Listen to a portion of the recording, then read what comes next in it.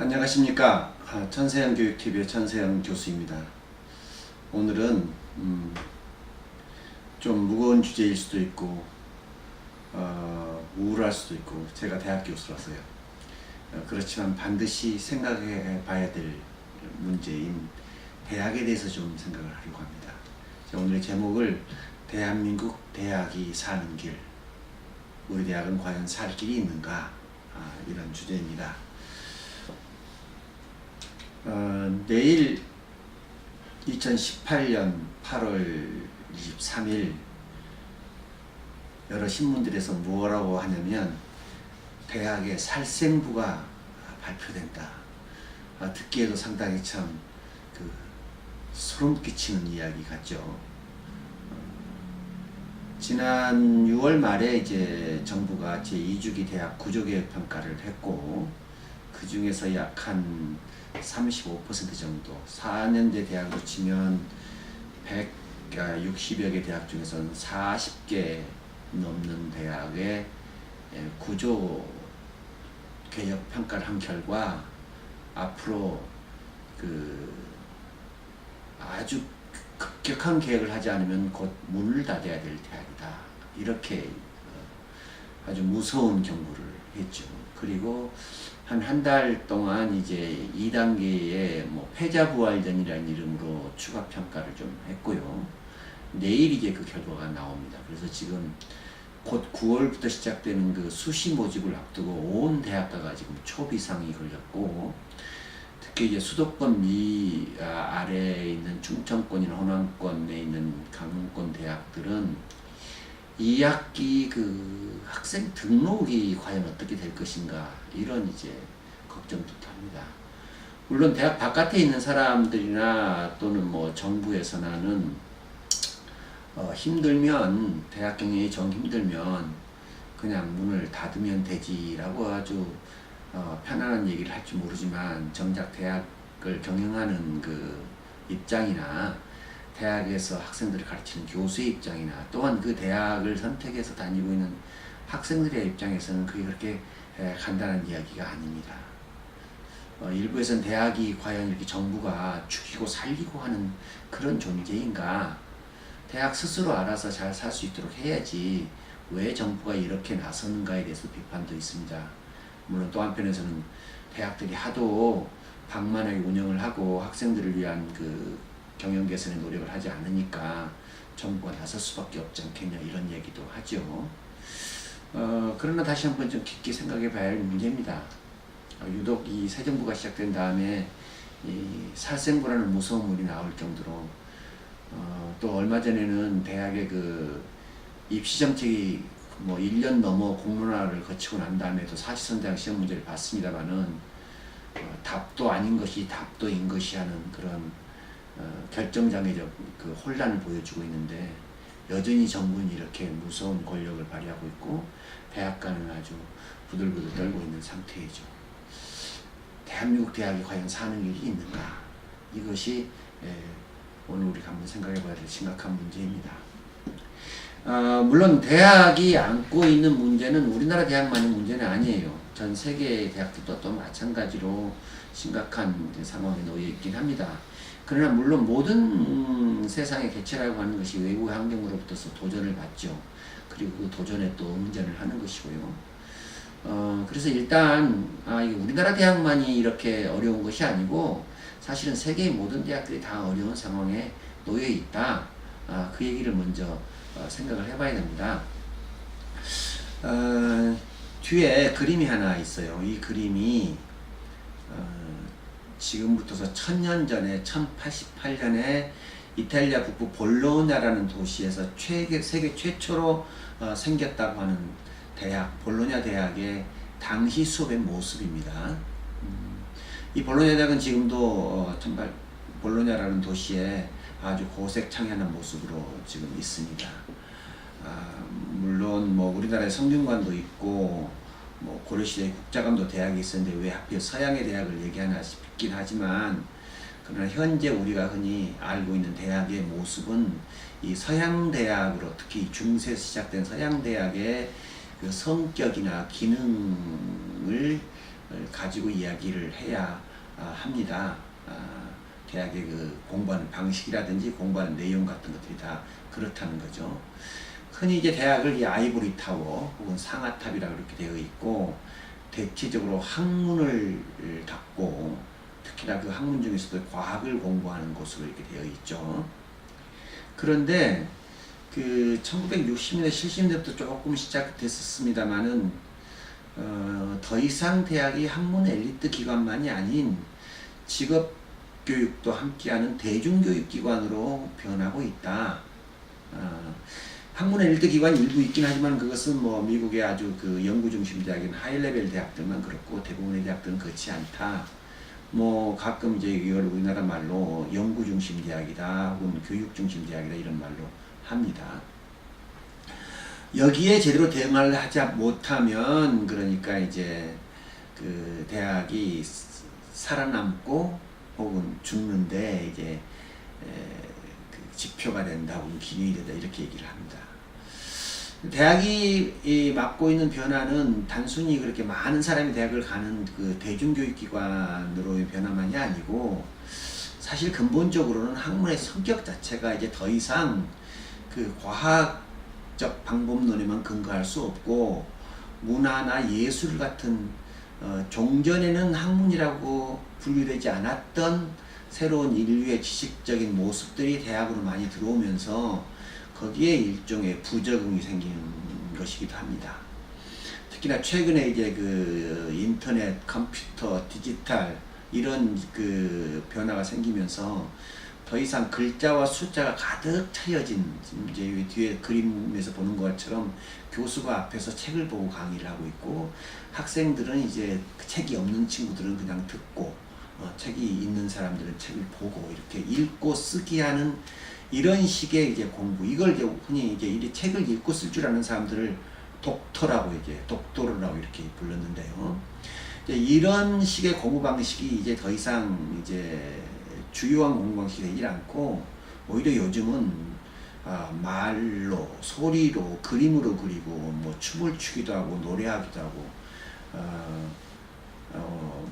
컴퓨터 기반 페라다임이라고 해야 될까요? 뭐 요즘 흔히 에듀테크, 어떤 4차 산업형 교육 방식 이런 것들이죠.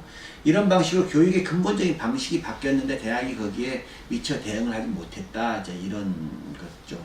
이거는 이제 우리나라 대학만 그런 게 아니고 외국 대학들도 마찬가지입니다. 사실 좀 기로에 서 있습니다, 대학들이.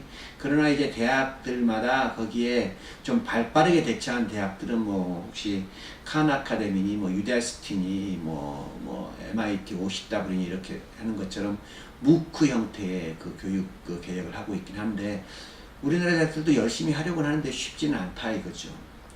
그런데 우리나라적인 특수한 상황이 또 있습니다. 특수한 상황이 또 하나 있는 것이 이제 지금 오른쪽 그림에 보이듯이 흔히 2020년 이미 시작됐습니다만은 고등학교 졸업자의 숫자가 대학 입학 정원 숫자를 훨씬 뛰어넘어서 이젠 더 이상 대학에 들어올 학생이 없어지니 미리미리 정원을 줄이든지 대학의 문을 닫든지 통폐합을 하라는 이런 거죠. 실제로 대중고등교육이라, 다시 말해서 모든 사람이 대학을 가는 나라는 쉽지는 않은데, 우리나라가 이런 점에서는 세계에서 유일하게 최초로 도달한 것입니다. 그러니까 70~80% 이상이 다 대학을 가는 거죠. 물론 그 대학이 어떤 대학이냐에 대해서는 또 다른 말이 있겠지만, 이런 상황에서 그러니까 인구절벽과 학생자원 부족이라고 하는 것은 벌써 10년, 20년, 30년 전에부터서 예고됐는데 대학들이 미처 대응을 못했다. 이게 모든 것이 대학 탓이죠. 그런데 대학은 또 이렇게 얘기합니다. 우리가 스스로 거기에 대처할 능력들을, 역량을 키울 틈이 없었다. 왜냐? 정부가 너무 이래라 저래라 했기 때문에 그랬다. 그래서 완전히 이게 닭과 달걀의 그런 싸움이 되어 있고, 지금 현재로서는 정부 통제로 대학의 자율적 구조 조정이라고 하는 그런 형식으로 되어 있습니다. 제가 생각할 때는 정부가 차라리 대학 스스로 살 길을 찾도록 자유를 좀 더 허했더라면은 이렇게까지 살생부 같은 이런 용어까지 나오지 않았을 것 같다는 생각이 저의 생각입니다. 대학이란 무엇인가를 다시 한번 생각해 봐야 됩니다. 이제 아까 말씀드린 볼로냐 대학은 1088년에 세웠다고 그러고, 이제 이 볼로냐 대학은 이제 학생들이 법률을 배우기 위해서 법률을 아는 지식인 교수들을 모셔온 것입니다. 학생 중심으로 세운 대학이라고 할 수 있고요. 파리 대학과 옥스퍼드 캠브리지 대학은 이제 그 후에 이걸 요즘 우리가 교수들이라고 부르지만 당시로서는 수도사들이죠. 이제 기독교 수도사들. 이 수도사들이 이제 성경적 지식을 가르치기 위해서 성경적 지식을 배우고 싶은, 혹은 교회에서 어떤 직업을 얻고자 하는 사람들을 불러 모아서 만든 대학, 이렇게 신학대학들이죠. 이게 이제 대학들의 원형입니다. 말하자면 대학은 처음에 일반인들은 잘 보지 않는 글자, 라틴어죠 주로요. 글자, 숫자와 같은 고급 학문을 공부하는 곳이었습니다. 그러다가 이제 그 역사가 쭉 진행되고 중세를 거쳐서 근대를 넘어오면서 아마 현대 대학의 전형이라고 치면 베를린 훔볼트 대학을 이제 얘기를 합니다. 이제 1800년도에 프러시아, 오늘날 독일의 그 전신 국가인 프러시아가 유럽의 이제 새로운 그 강대국으로 등장을 할 때, 유럽의 새로운 강대국을 등장하게 한 그 지적 기반을 베를린 대학이 만듭니다. 이 베를린 대학은 이제 본격적으로 신학이라든지 법과라든지 의학을 넘어서서 자연과학의 아주 이제 메카가 되고, 나중에 이 훔볼트 대학의 모습들이 이제 2차 세계대전 이후에는 이제 일본 혹은 뭐 사실 미국으로 거의 건너와서, 일본 이제 동경대학도 훔볼트 대학을 그대로 따라가는데요. 미국의 그 연구 중심 대학들, 뭐 하버드니 뭐 MIT, 또 예일, 프린스턴, 스탠포드, 이런 대학들이 이제 자연과학 중심의 학문을 만들어내고, 이것이 오늘날 대학의 그 상징적 모습이고, 우리나라 대학들도 이런 그 하버드나 훔볼트 대학이나 MIT 같은 것들을 따라하지 못하는 대학이 아닌 것 같은 그런 이제 생각을 하게 되죠. 그러나 현실은 전혀 그렇지 않지 않습니까? 너무나 많은 사람들이 대학을 다니고 있고, 대학은 이미 학문하는 기관이라기보다는 직업적 소양을 기르는 곳으로 이미 또 변해 있기도 하고, 또는 뭐 예술을 하기도 하고, 뭐 문화를 배우기도 합니다. 어떻게 바꿔야 될 것이냐, 개혁을 할 때 적어도 많은 논의들이 있지만은 한 3가지만 저는 이제 꼽아 보려고 합니다.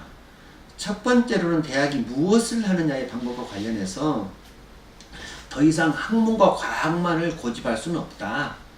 과감하게 직업교육 혹은 문화, 예술 같은 것들을 대학의 주요한 기능으로, 모든 대학이 그럴 필요는 없지만 꽤 많은 대학들은 이제 더 이상 수학과 논리적 지식에 근거한 학문하는 기관이 아닌 문화와 예술 기반, 흔히 말하는 21세기적 산업을 선도하는 그러한 새로운 그 기관으로 태어날 필요가 있다. 지금 이게 물론 지금 현재 대학에 있는 교수님들은 엘리트 학문 과학 중심이어서 이거 쉽게 받아들이기 어렵습니다.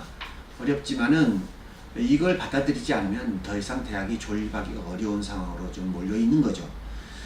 두 번째로, 이게 우리나라와 근거해서 이 입시 문제가 더 이상 정부가 어떻게 관여할 수가 없습니다. 요번에 교육부의 대학 입시 결정장애 현상을 보면서 더욱더 이게 드러나고 있는데요. 대학의 입학 자격을 낱낱이 제한한다든지, 뭐 학교에서 상을 하나 이상은 뭐 인정을 안 한다든지, 사지선 대학 시험을 꼭 봐야 된다든지 말아야 된다든지 하는 이러한 대학이 우리 대학에 와서 공부할 사람의 여러 가지 자격들을 너무너무 국가가 규제하는 방식으로는 대학이 첫 번째 얘기하는 그 직업과 문화예술을 포함하는 그 폭넓은 21세기적인 산업 기술을 선도하고, 또 직업 소양을 가르치는 기관으로 바뀔 수가 없습니다. 그러니까 우선 입학 권한부터서 완전히 대학에게 넘겨주는 것이 첫 번째일 것이고, 두 번째로는 학생을 받아들여서 공부할 때는 당연히 돈이 들죠. 이 돈이 드는데, 이 돈은 그동안 이제 등록금으로 이제 유지되어 왔는데, 이 등록금이 이제 모든 사람이 대학을 다니다 보니까 등록금이 이제 너무 비싸다, 싸다, 이제 이런 논쟁에 빠지게 되고, 여기에 이제 정치적 포퓰리즘이 가해지면서 정부가 등록금을 얼마 이상 올리면은 뭐 재정 지원을 규제한다, 이런 방식으로 이제 그 통제를 가한 거죠. 그러니까 대학들은 등록금도 올리지 못하고 재정을 받으려면 재정 받으면서 다시 또 여러 가지 형태의 규제를 받게 되다 보니까 대학 나름대로의 자율 역량을 전혀 키우지 못했던 겁니다. 우선은 입학 자격, 입학 시험, 입학제도 완전히 대학에게 넘겨주고, 등록금을 그 대학 사정에 맞춰서 적게 받든 많이 받든 또 거기에 맞춰서 합리적인 재정 균형을 이루도록 해야지, 우리나라에는 모든 대학들이 똑같은 등록금 수준으로 똑같은 학생 받는 방식으로 더군다나 똑같은 그 공부 방식으로 하면서 대학의 자율적 구조 조정을 하라고 하는 것은 모순적인 것이죠. 네. 그 다음에 이게 됐을 때 이제 실질적으로 학교로 들어가 보면은 공부를 할 때 지금 현재까지는 이게 이제 훔볼트 대학에서 시작됐다고 보여지는 이른바 코스웍 제도인데요. 지금 주당 3시간 15주 수업을 하면 산학점을 해서 한 과목을 이렇게 하게 돼 있는데요. 굉장히 이제 그 술이나 뭐 어려운 논리학적 책을 공부하는 방식의 이론적 공부 방식에서는 이런 게 통했는데, 이제는 굉장히 다양한 형태로 말 그대로 체험 연계형 혹은 뭐 융복합형 혹은 뭐 디지털 컨텐츠를 많이 활용하는, 또 현장 경험을 많이 하는, 산업과 연계되는 이런 다양한 형태의 그 공부를 하고 그 소양을 길러내기 위해서는 이렇게 무슨 주당 몇 시간을 반드시 해야 된다든지 15주를 꼭 공부해야 된다든지 하는 이런 방식은 너무 옛날 방식인 겁니다. 이게 법제로 딱 묶여서는 안 되는 거죠.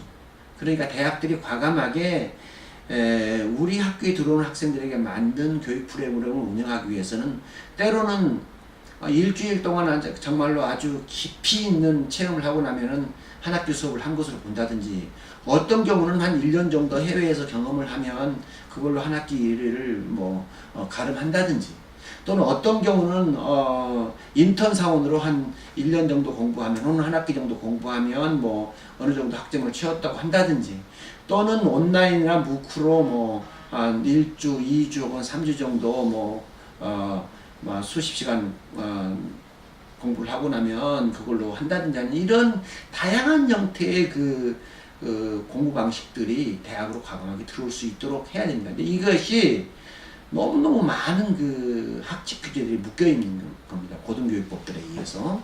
이것들도 대학에게 완전히 넘겨줘야 된다, 이런 생각을 갖습니다. 그런데 설령 이런 규제를 풀고 대학에게 자유를 준다고 해서 대학들이 이걸 할 수 있겠느냐?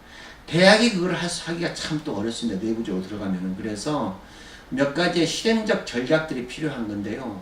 저는 우선 우리나라에서는 국립대학들이 이제 더 이상 국가 공무원으로 묶여 있으면 안 된다. 지금 서울대학이 유일하게 독립법인으로 한 7, 8년 전에 독립을 했습니다만은 여전히 서울대학의 총장은 또 대통령이 또 임명을 하죠. 교수들이 또 복잡하고 리전투브식 선거 과정을 거쳐서 총장을 대통령이 임명합니다. 그리고 서울대학의 모든 재정이라든지 이런 것들도 전부 이제 국가가 거의 100% 이제 지원하는 이런 형태입니다. 그러니까 아직도 독립적인 자기기관이 아닌 거죠. 물론 지방에 있는 40여개 넘는 지방공립대학도 마찬가지입니다. 그리고 지금 사립대학들도 사실상 이제 재정이나 경영권 같은 것들이 너무너무 이제 통제를 받고 있다 보니까 이게 국립대학인지 사립대학인지 구분도 잘 안 되는 그런 상황입니다. 우선은 그래서 사립대학 그대로 두더라도 국립대학부터 빨리 독립법인화를 시켜서 자율적 운영 역량을 키워줘야 된다. 이것이 대한민국 대학이 전체적으로 살 수 있는 어떤 계기가 되지 않을까 생각이 들고요. 두 번째로는 대학 안으로 또 들어가 보면 마찬가지로 단과대학이나 아니면 학과 혹은 학부의 학문 단위들도 전혀 자율적 역량이 없습니다. 외국 대학들 보면 단위학과 혹은 단위학부가 사실상 그 소속 교수의 상당 부분의 인사권, 급여 수준까지도 결정을 합니다. 그리고 스스로 그 외부에서 연구비를 받아오고 또 산업지원비를 받아와서 거기에 맞춤형 그 교육 서비스를 제공을 하거든요. 이게 전혀 안 됩니다. 아주 모든 것이 대학도 다 똑같은 월급, 똑같은 운영 방식으로 뭐 수백 명 교수들이 이제 획일적으로 운영되거든요. 대학에도 단과대학 내 혹은 학문 단위별의 책임경영제가 빨리 도입돼야 된다라고 하는 것이 대학 스스로의 자율적 역량을 키우는 방식이다. 또 한 가지는 마지막으로 제가 국립대학 총장 선거 얘기도 했습니다만은 대학에 가면 이 뭐 대학 교수들이 총장을 하고 싶어서 막 서로 그냥 선거에 열을 내고 있고요. 또 뭐 교무처장, 기획처장이니 학장이니 뭐 이런 것에 아주 막 서로 그 일종의 이제 그 보직에 연연해하는 모습들을 참 많이 봅니다. 그래서 이 교수가 연구를 하고 교육을 하는 것인지 행정을 하고 총장 정치를 하는 것인지 모르는, 물론 모든 교수들이 그런 건 아닙니다. 일부 교수들이 그런데 그 일부 교수들이 그런 그 행태들이 학교 대학 전체 그 문화에 아주 안 좋은 영향을 미치고, 이게 사회에서 볼 때는 저 대학이 왜 저러지 하는 이런 인식을 갖게 하는 거죠. 이런 것도 교무와, 이거 흔히 이제 대학 개혁으로서 교무와 행정을 완전히 분리해야 된다. 그러니까 학교의 보직교를 맡으려면 완벽하게 보직 전문하는 행정 보직 교수로 분화되고, 교수는 오롯하게 학생의 교육과 연구에 그 전념할 수 있는 이런 시스템으로 나눠져야 된다. 이런 얘기도 합니다. 이게 말은 이렇게 하지만 참 쉽지 않고 20년, 30년, 40년 동안 묵은 숙제로만 남아 있습니다. 이런 숙제가 해결되려면은 근본적인 개혁이 있어야 되고, 그 근본적인 개혁의 시작은 대학에 자유를 주는 것으로부터 시작을 해야 된다. 이렇게 생각을 하는 거죠. 고색창연한 대학의 건물이 여러분을 지금 여러분 앞에 있습니다. 아이보리 타워라고 그러죠. 담쟁이 덩굴로 쌓이고 오래된 나무 그늘에 학생들이 공부하는 이런 걸 상상합니다. 대학은 그러나 더 이상 이런 고색창연한 곳만이 아닙니다. 대학은 이제 사회에 직접 뛰어들어 있는 현장 그 자체입니다. 그래서 이렇게 변화하는 길만이 대한민국 대학이 사는 길이라고 생각하고, 대한민국 대학이 사는 길은 대학 스스로가 자유를 쟁취를 하는 것입니다. 감사합니다.